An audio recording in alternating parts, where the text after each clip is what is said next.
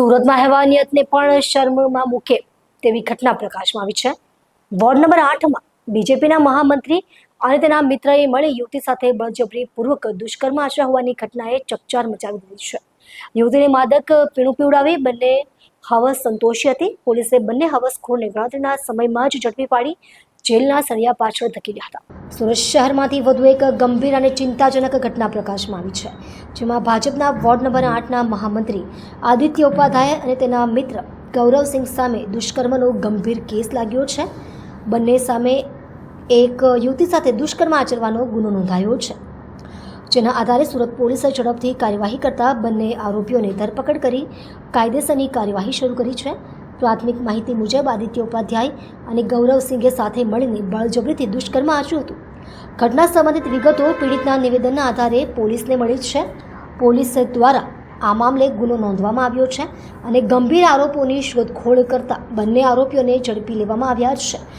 પોલીસે આરોપીઓ સામે આઈપીસીની સંબંધિત કલમો હેઠળ કેસ દાખલ કર્યો છે અને વધુ પૂછપરછ શરૂ કરી છે.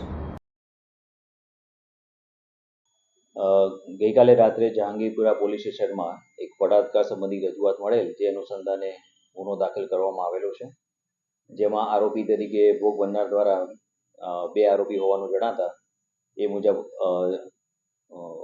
ગેંગરેપની જે કલમ છે એ કલમનો ઉમેરો કરવામાં આવેલો છે.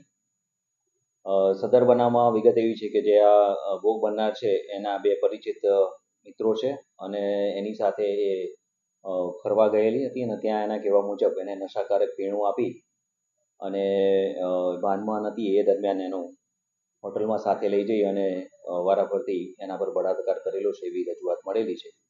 એ સંબંધે ફરિયાદ નોંધવામાં આવેલી છે અને ગુનાના કામે જે બે નામ એને જણાવેલા છે એ બે આરોપીઓની હાલમાં અટકાયત કરવામાં આવેલી છે.